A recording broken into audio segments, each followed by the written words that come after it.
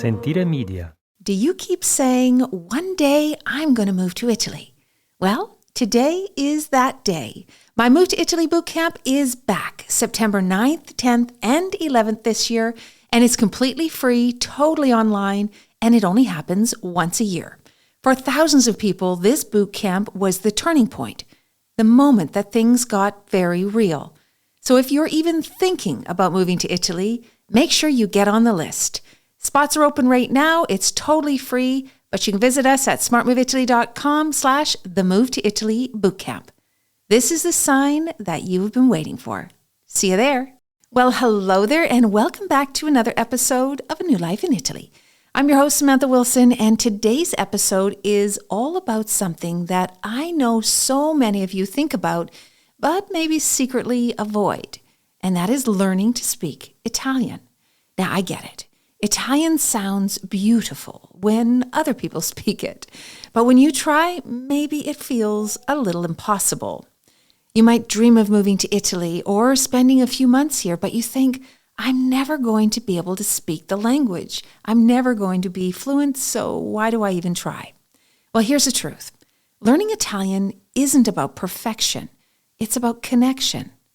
And one of the best ways to learn isn't in a classroom or buried in grammar books, although those will help. It's actually when you travel here.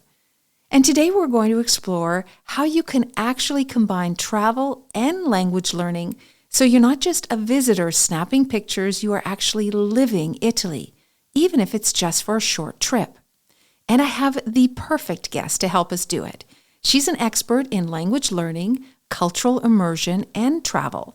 And she's going to give us the real practical advice on how to start learning Italian and finally feel comfortable speaking when you're here. So if you want to learn how to connect with the locals on your next vacation or maybe your scouting trip, this episode is for you. I'm Samantha Wilson, Chief Dreammaker at smartmoveitaly.com, and this is A New Life in Italy, a show where each week I take you behind the scenes of what it's really like to move to Italy, introduce you to some fascinating people, answer your questions, and show you how starting a new life in Bel Paese is possible for you. Okay, before I bring on my guest, let's talk honestly about why learning Italian matters so much, whether you're moving here or even if you're just visiting. Now, I can tell you from experience that life in Italy is completely different when you can communicate even at just a basic level.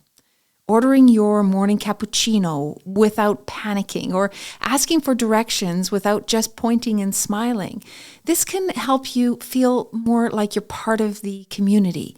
You're part of the fabric of where you are.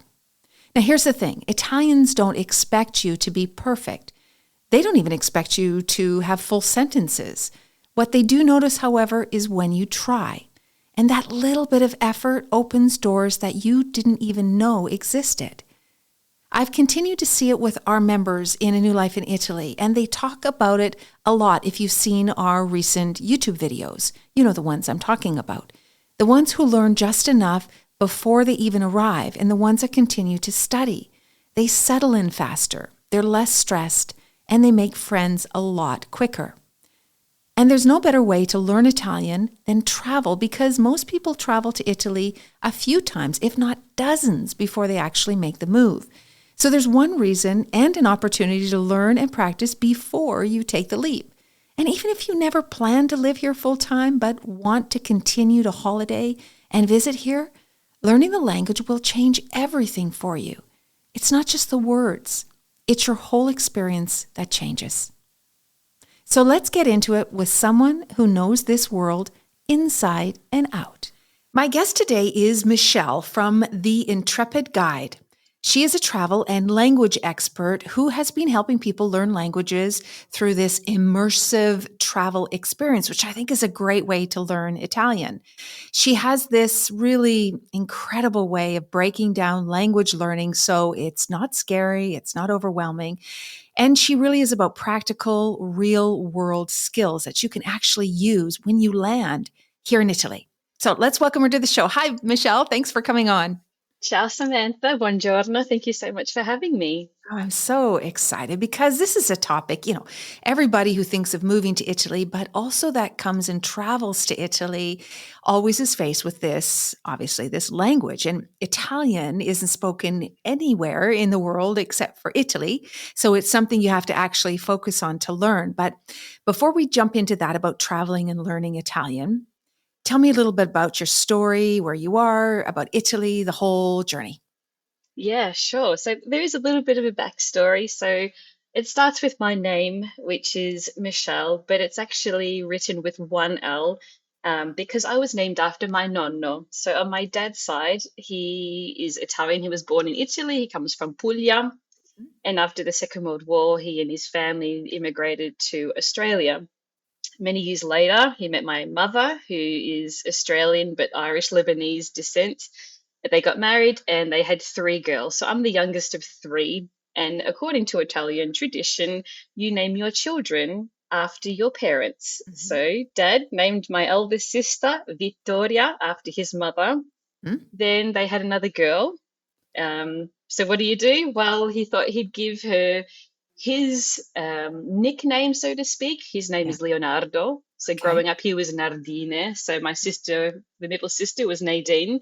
And then along comes me, the third one, hoping to pass on his dad's name. Yeah. But he thought, well, we're not having any more children. I'm not getting any younger. We'll call her Michelle, but Mhm. we'll write it Michele, which is Michele. essentially, the male translation for Michelle. Mhm. But because we're in Australia, no one will know the difference. They'll pronounce it Michelle, but at least I know I've done my part and I've passed on my father's name. Yeah. So carrying around this name, growing up, I was very proud. My dad is very proud, and he loved his dad a lot. But the thing was, is that my nonno didn't speak, or neither of my grandparents spoke English, and I didn't speak Italian or the dialect growing up. My nonna, my grandmother, passed away when I was about three, so I don't remember her too well. But it was my nonno that I spent a lot of quality time with. But it was all sort of like using, gesty hand Mm. gestures, and Mhm. he would play with me and cuddle me and make me laugh. But there was no words that were exchanged. It was just affection and love. Yeah.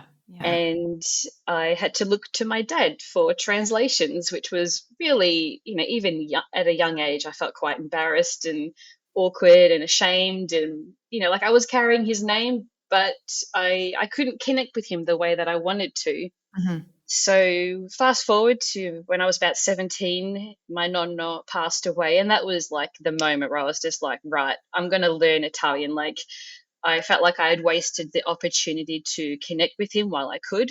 And Mhm. that sort of started the ball rolling in terms of learning Italian very humbly, not knowing where to start, having a lot of false starts along the way. Right. And then by my early 20s, I reached like a B1 level, Mhm. which is the minimum required for those looking for like a visa through their partner. They need to pass that language test. So I was at a good level, but I knew that I wanted more. So that's when I decided to move to Italy. Um, and the move was an indefinite move just to sort of see how things go. Yeah. But I had to live the life of a visa, trying to find the right visa to Right. stay in Italy because my dad was naturalized Mm. Australian and I was born after that fact. So I couldn't get the Italian citizenship through Right. him. So that's been quite stressful. And that's why your podcast has been so Yeah. helpful for looking at alternatives. Right. But so I stayed in Italy for 3 years. I exhausted all my visa options and I had to make a decision before a certain age because of the visa requirements. Mhm. So I thought I'd come to the UK so I could stay in this part of the world, be close to Italy, Mhm. and yeah, missing Italy, I decided to start the Intrepid Guide as a way to document my travels, document language learning for travel, and Mhm. how learning the local language, no matter where you go, even at a very basic level, can really transform your experiences abroad to the Mhm. point where you remember the people that you meet more so than the monuments that you see. Right. And that's basically um, has brought me to Intrepid Italian, which is the extension of the Intrepid Guide, Yeah. where I help travelers and more serious learners learn Italian.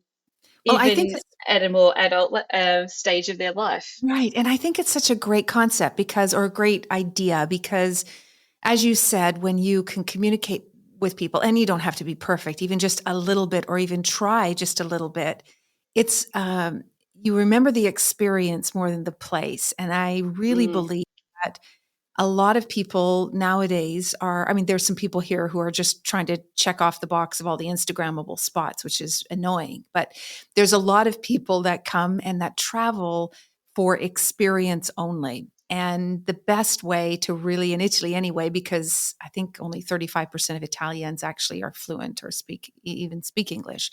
So there's still not a whole lot of English spoken outside of the major cities.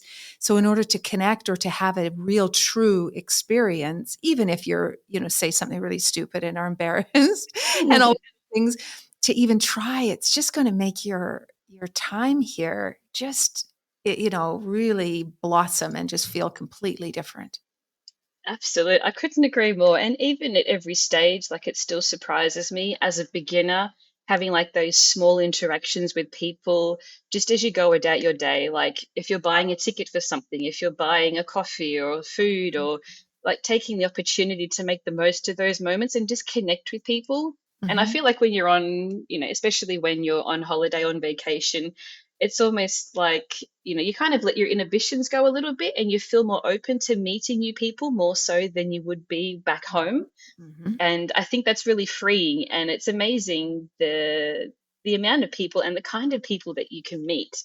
Right. Just as a small little anecdote to share with you, if you don't mind, I this has happened to me twice, specifically two moments which basically overshadowed the rest of the trip, because I just remember these two moments that I met these two wonderful ladies in two different parts of Italy. Mm-hmm. So the more recent one was when I was in Florence. I mean, I've been there several times, but I still like to go to the Uffizi Gallery. Mm-hmm. And I'd spent all morning there.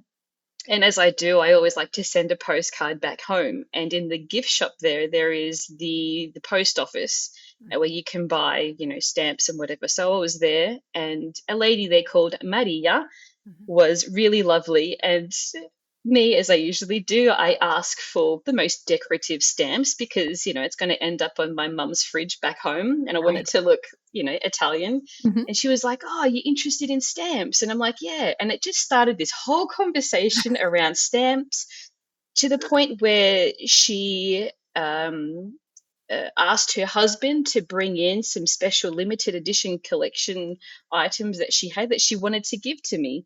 And it turns out that this lady is from a village very close to where my dad grew up in Puglia. Yes. And meanwhile, we're in Florence. And it was just a crazy moment. Like me just, you know, talking about stamps Yeah. had led to this lady giving me, Yeah. out of the goodness of her heart, like limited edition stamps. Now, these can be quite valuable in the future. And Mm-hmm. it just blew me away. Yeah. Just the And kindness of it all. yeah, exactly. And another time I was traveling when I was still living in Italy, we had traveled to Palermo from Rome, which is where we were living. And we were eating in a restaurant there. And there was a lady who took an interest in us because we were a bit like a sore thumb sticking out in a very local Italian restaurant that wasn't on the tourist trail. Mm-hmm. And she was very curious, and she asked us, a little bit about where we were from and why we were there, and basically quite honored that we had chosen her local restaurant, it must have been, to celebrate our friend's birthday. Mm-hmm. And at the end of the night, she invited us around for afternoon tea at her house. We had just met. Her husband was there, her son was there, and we were a little bit cautious. We weren't sure, like, because this doesn't happen back home. But we went, strength in numbers, Yes. and we arrived, and there were these two beautiful homemade torte cakes on the table. And she was just curious. She just Incredible. wanted to chat with us. She didn't want anything from us other than just to connect and learn more about us. Yeah, great moments because obviously they're travel moments or experience moments, and you're speaking the language with the locals, which makes you connect a little bit more. But I've heard, I talk to so many people, and I hear these kinds of similar stories because this is just so Italian in so many ways, right? They just draw you in like that, and they're so authentic with it. And it's disarming because we're not used to Mm, these. We're always, like I just heard you say, she didn't want anything from us because that's where we always go to, right? What do you want? What are you selling? Where's the transaction yeah. here? And for them, it's just human transactions. So I know there's a lot of people who don't speak the language well enough, but they still encounter these little moments. And I think it's because Italians are very social beings. I mean, so social.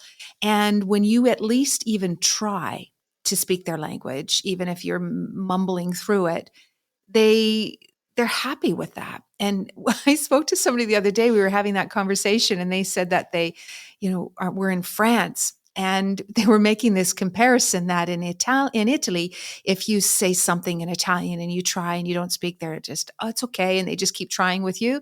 Where in France, Mm. they just, even if you speak French, they tell you to shut up, and speak to you in English. So there's this weird way about Italians, and when you're traveling, even if you're not that good at it, to really try.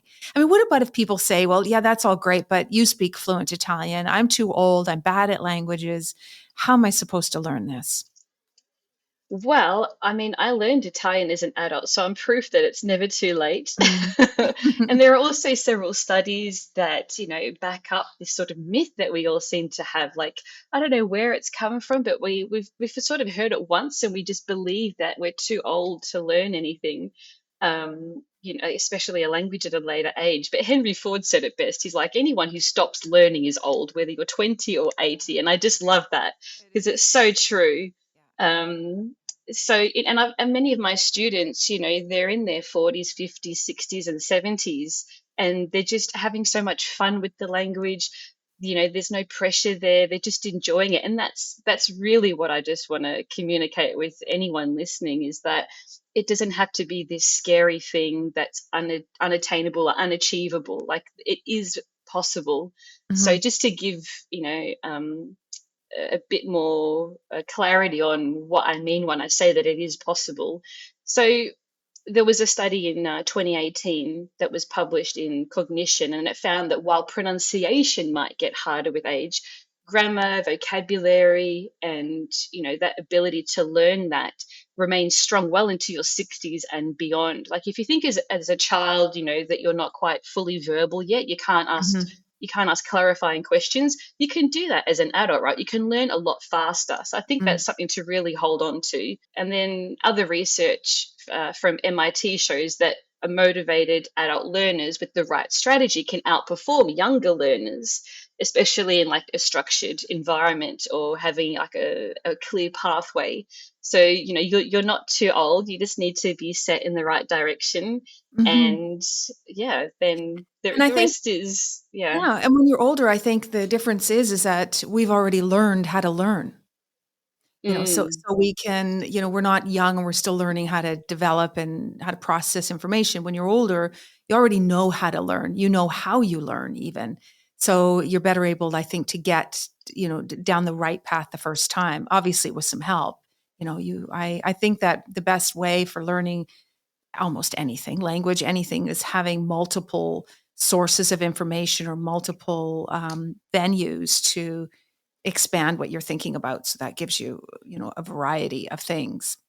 yeah, absolutely. And yeah, there are different types of language. Well, the different types of learners. You've got your kinesthetic learners, where you kind of, learn as you move. So you might go for a walk and you learn best when your body is in movement and you're taking in, information through, through a podcast, for example. You might be a more visual learner, so you need to see things, or an auditory learner. Like, as soon as you kind of know what kind of a learner you are, you can lean into to seeking out resources that tap into those. Because, for example, certain language apps aren't for everyone, Mhm. certain courses aren't for everyone, certain teachers aren't for everyone. Like, we all have um, things that just click with us, and it's a personal choice. Mhm. So once you kind of, and I have like a little quiz on my website if anyone's interested to find out exactly what kind of a learner they are. But I kind Perfect. of, in my own courses, I like to touch on each of those, like download the audio and go and listen to it while you go for a walk. Here are the transcripts. If you want to watch me on screen and follow along in the transcripts, you could do that. So different ways that they can, absorb the information that's comfortable to them, I think Mhm. is really important. So, yeah, I completely agree with all of that. But let's talk about some practical things for people when they're wanting to travel. What do you think would be the minimum amount of Italian that they should learn before arriving in Italy? Well, I think, we need to remember that when you're traveling in Italy, what are you going to be doing there? So let's focus on, and this taps into my ethos and my thinking around learning a language, is focusing on that 20% of the language that you'll need in 80% of the situations that you find yourself in. So this has come from an Italian, which we all love. I love that this percentage of 80/20 was a principle that was coined by a management consultant, Joseph M. Duran, and named after the Italian economist Vilfredo Pareto. Now, he found this was in 1896, that approximately 80% of the land in Italy was owned by 20% of the population. So, Mhm. this 80/20 or even 70/30, this sort of ratio can be applied to like so many different areas of our Mhm. lives. Like, Mhm. for example, you turn on Netflix, but 80% of people that watch Netflix are watching the same 20% of shows that come up on your home screen. Yeah. Now, this same kind of ratio can be applied to language learning. There are hundreds of thousands of words in the Italian language, but you only need to learn a small amount to be able to use that in everyday life.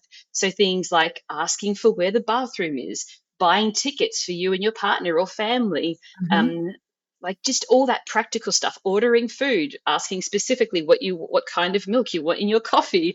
Like, this is all the sort of stuff that you learn that you should focus on up front, because it's going to give you the biggest bang for your buck when you're in Italy, because it Mhm. can be overwhelming and you don't know where to start. So Mhm. this is the focus of my uh, travel Italian course, which is like a 2 week, kickstart boot camp, not boot Mhm. camp, but in a Yeah. positive way, Yeah. Yeah. where you're just focusing on the absolute practical necessities when you're going to Italy. So I would definitely say start there. Um, and also learn your biography. How do you introduce yourself? Yeah. And greetings. People are always like, oh, what's your name? Where are you from? And that's always like the go-to question that you'll Mhm. get when you start a conversation. So I think that's another area to learn as well. Well, even when people, I know for traveling, people get really excited about the language because it doesn't feel like there's really a whole lot of pressure behind it because it's temporary in a way. But for people who are planning to move to Italy, that pressure is on them that, okay, I have to learn my language, whether it's because I need to integrate or because I have signed an integration agreement and at some point I have to get my B1 in order to stay. Whether it's practical or it's personal, how much of a head start do you think that people should have when they're planning to move to Italy? How fluent do you think they should be before they even start? Or do you think it matters? I think confidence is really important, and you feel more confident and more empowered when you have some of the language under your belt. So I definitely say don't go in there with no knowledge whatsoever. I think completing like an A1 level course would give you the foundations of just the basics and the structure of the language. So you'll understand how verbs work, you understand how nouns work, and sort of obviously it would be great if you could reach like a B1 level beforehand, but that might take you a little while. But Mm-hmm. be kind and patient with yourself, and start with where you are, use what you have and do what you can. So, if you got to be realistic too, like how much time do you have before the move? But like Right. an A1 at the minimum, I think would be the a great place to start, and then you can improve once you get to Italy. Yeah, exactly. And we find that a lot of people worry about not being, fluent by the time they move here. And we always tell them, don't worry about it. Just get here. There's many moving parts already and, commit to the language and commit to learning it, but it doesn't have to be your reason or your excuse for not taking the step moving forward just because you're not there yet. Because you might never become perfectly fluent anyway. And that's okay too, as long as you are trying and as long as your intention, is honest and that's where you're hoping to be in the future. But, we have some people that just struggle and it's the pressure is just so huge because they compare themselves to other people. And I think that, it's a journey, like their whole move, like coming to Italy, it's all a journey and it's incredibly personal all the way, along the line. But what common mistakes do you think that people make that, when I talk about these people that slow their progress down, what are the mistakes that they're normally making?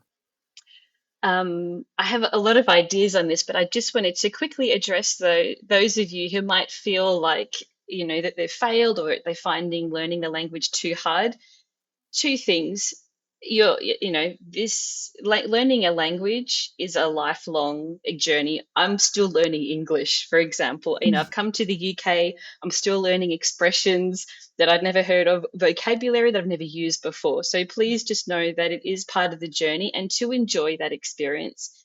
And Mhm. secondly, if you're using any resource or something isn't resonating with you, that's okay. Like that's totally normal. Like just find something else that just sparks joy in, Mhm. so to speak. And you'll find that a lot of your any walls that you might have up about learning the language will come down because you're finding, enjoyment, and it really is rewarding learning and deciphering a language. But to answer your question about, common mistakes, so I feel like, there are kind of, I have to address the elephant in the room with like language apps. Now, language apps are great for learning vocabulary, to build routines and habits, that daily exposure to the language. But it's unfair to say that a language app, the big D, so to speak, is Mhm. going to make you fluent. By all means, play with it, enjoy it, have a streak. But if you find, like many of my students, they come to me and they're like, I've got 200-day streak and I still can't speak. Yeah. This is, I'm not surprised. So please just have realistic expectations of what language apps can deliver. Mhm. Um, and I think it's also important to balance something that doesn't really get talked about enough, and that is balancing passive learning and active learning. So, just to clarify what I mean when I say these things, passive learning is something that you can do all day. It doesn't drain your mental, physical energy. And that looks like, for example, watching an Italian movie with subtitles on in either English or Italian, and, listening to Italian music or a podcast in Italian as you go about your day. You're not actively participating or actively using the language. This Mhm. exposure is important, for listening comprehension, to pick up new terms and phrases and to reinforce what you've already learnt. But then it's also important to have to balance that out with active learning. So you're actively sitting down and you're participating in the learning process. You're learning, for example, how to use a certain transitive or intransitive verb, and you're putting it into sentences and you're writing sentences and you're forming your own sentences. So this is like you're actively using the language, and that is a lot more tiring. That's why language, in-person classes go for an hour, because after that you kind of want to tap out. I need a Right. break. Yeah. Yeah. So it's important that you have both, because they are both important. But the active learning is important because that's where you build more confidence, especially in speaking. It's not just Mhm. about, learning the grammar and the vocabulary. It's also about connecting the dots with your brain and your tongue and Mhm. your muscles in your mouth. As an Mhm. Australian, we are very lazy with our tongue, so I had to be, I still have to like pay attention to how I pronounce my R's, because we don't pronounce our letter R's in Yeah. Australia. But Italian has lots of R's. Arrivederci, like Yeah. it's, I have to psych myself up for it, but that's part of the beauty of it. Yeah. Um, so, and again, Amazing. like just falling back to the 80-20 approach of just focusing on what you actually need before you move to Italy or before a trip. What do you actually need when you're on the ground? You don't need to worry about discussing politics if that's No, not of what you're course going not. to be using in everyday situations. Focus on the practical stuff first. Yeah. That will build your confidence, and then you can move on to learning about how to speak about politics, for example. Right. Oh, I love it. I think, this is really, really, really good advice. So tell everybody where they can find you and how you can help them. Sure. So you can find me. My website is theintrepidguide.com. So I have a lot of travel guides there and language guides and my courses. So if you're just dabbling in the language, You can start with Intrepid Italian for Travel, which is like a 2 week course, and it's all self-paced, lifetime access. So that's learn as and when you like. And then I also have the more intensive courses, which are the A1, A2, B1 level. Again, these are also lifetime access and self-paced, so you can learn anytime. And with all my courses, you can reach out to me for support, for questions. I've got the community there as well. And on Instagram, I post short daily lessons. So that's in at Intrepid Italian. And then weekly, I post long form grammar lessons and vocabulary lessons. And that's at my YouTube channel, Intrepid Italian with Michelle. Michelle with one L. With one, okay. Perfect. Well, I'm going to put all of those links in the show notes so people can find it as well really easily. Michelle, thank you so much Thank you for so much. coming on this show. It's been a great conversation, and I know that our listeners will pick up a lot of good tips from what you've shared today. Thanks so much. Grazie a te. Thank you. Wow, I just love how Michelle makes language learning feel a lot less intimidating and more practical. Honestly, the big takeaway for me, and hopefully for you too, was that you don't need to be fluent before you step foot in Italy. You just need to know the essentials, and most importantly, the essentials around what you want to do when you're here, because this will not only get you by, but will also help you connect with the people and feel confident enough to order your espresso in the morning and just get by. And if you're planning a bigger move here, Michelle's advice really hits home. Treat learning Italian as a journey, not a race. Even just little small wins, like introducing yourself or making a joke in Italian.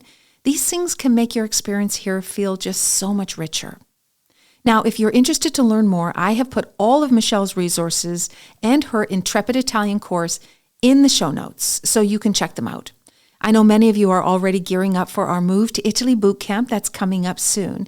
And this is such a perfect time and a perfect way to feel comfortable with the language before you arrive.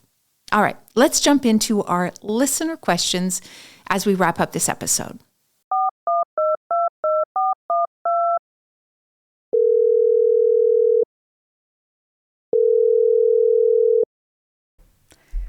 It's time for listener questions. Just like the old radio call-in shows, my team has picked 3 listener questions, all left on our voicemail. I have no idea what these questions are, but I haven't been stumped yet. Are you ready? Let's get started. Question number 1. I've heard it's nearly impossible to rent a long-term apartment in Florence as a foreigner. Is that true, and what's the best way to find housing before I move? Yes. You're absolutely right. It is nearly impossible to find a long-term rental, not just in Florence, just everywhere. Maybe it's not correct to say it's impossible to find one, but it's impossible to find one that will rent to a foreigner. And Florence being a big city, being incredibly popular, with a very high student population that comes and goes, throughout the year, it can become more and more competitive to find a really good property. Also, the prices are inflating, they're rising. And Florence being a tourist destination, there's this other piece of competition where owners are thinking, I'm just going to put my home on an Airbnb because I can make more with less commitment or less worry than if I rent it long term. So there's not always a lot of inventory out there for renters when they're looking for a property for long term. So the best advice I can give you is to search all the websites, Idealista, Immobiliare, contact a rental agency. We have our whole rental site that can help you as well. But be prepared for it to take time, and make sure you're prepared when you find the property you like, meaning you have your bank statements, you have proof of income, you have something to convince the owner that you're going to be a good tenant and that you're going to pay your rent. And also be prepared to pay some fees for people to help you. At least 1, sometimes 2 months commission can be what it'll cost you to get the help to do it. But if you're persistent, you'll find something. Just take some time. Question number 2. Do I need to set up an Italian bank account before buying property, or can I handle everything from abroad? The good news is you do not need to open up an Italian bank account. As a matter of fact, you probably cannot open one because in most cases you'll need to have residency first. So yes, you can actually buy your home by just bank wire transfers. So you can use, I'll actually include the link here in the show notes. You can speak to our currency exchange people who actually can do all of the transfers and send the money directly from you straight to the notario, who will change or do the deed of sale, or sometimes to the owner, or wherever it is that you have to send your money. You can do it from your home country. You do not need a bank account in order to buy property in Italy. And question number 3, I'm not sure which visa to apply for yet. Should I wait until I know for sure before gathering documents, or is there a way to prepare now for multiple options? This is a really interesting question. First of all, there's very few people who actually have multiple options for visas. There may feel like there's a lot of different visas out there, but the criteria for each visa is very narrow. So if you are somebody who has lots of options, congratulations. What I suggest you do, though, is you pick one and only one and focus on that one and decide on the right visa based on what you want to do in the future, not just today, not just get me to Italy now. I want you to think about, what is my life going to be like in 3 years from now? Do I still want to be in Italy? Do I want to be working? Will I be retired? Because visas, every visa has its own set of rules, and some visas cannot be converted. So if you come to Italy on a student visa, for example, and your goal is in 5 years to get your long-term permit and maybe convert it to a work visa, but you don't work at all, you may not be able to do that. And instead you say, well, I want to be, retired in 3 or 4 years after my student visa. Well, the student visa doesn't convert to an elective residence, so you'll have to go back to your home country. Or worse, your student visa ends as soon as your course does. And if you don't have other things organized in place, you do have to go back. So you'll have to look at each visa, not just the eligibility requirements, but what does the future mean for that visa? Will it give you the future that you're looking for in Italy without having to make major changes along the way? Well, that's all for this week's episode. Thank you for listening. If you have any questions about visas, citizenship, property, and, really anything about moving to Italy that you would like me to answer in an upcoming episode, please feel free to send us a voicemail at our website at smartmoveitaly.com/podcast, or just click on the links in the show notes. Thanks again for listening, and remember, you can find all of the resources and the links to the people and the places that I mentioned in this episode inside the show notes. Ciao for now.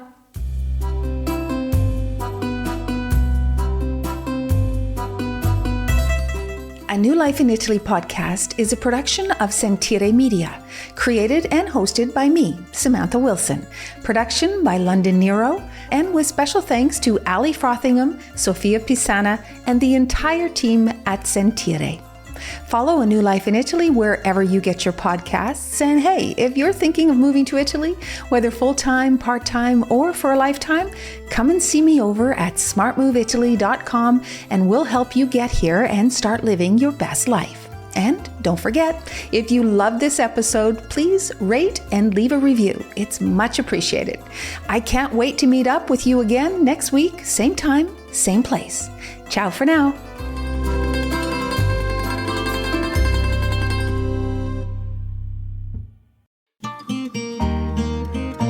Sentire Media. Hey, podcast producers and show hosts. Do you want to join a podcast network that celebrates all things Italian? At Sentire Media, we understand the allure of Italy and its unique culture. Our devoted team of hosts and producers are all driven by their shared passion for Italy. And we work tirelessly to create the best lifestyle podcasts and content that will whisk you away to the very heart of Italy. With us, you can savor the mouth-watering flavors, get lost in the stories from the past, break down the cultural barriers, and truly immerse yourself in the vibrant traditions of this intoxicating country. If you have a great podcast idea or are already in production and would like to join Sentire Media, head over to sentiremedia.com, that's SENTIRE media.com, and find out how to submit your show.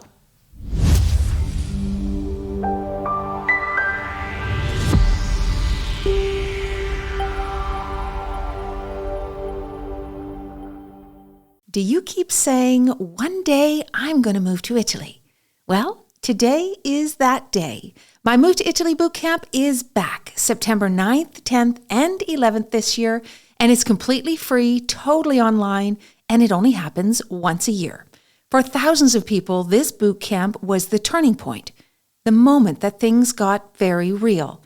So if you're even thinking about moving to Italy, make sure you get on the list. Spots are open right now. It's totally free, but you can visit us at smartmoveitaly.com/the Move to Italy Bootcamp. This is the sign that you've been waiting for. See you there.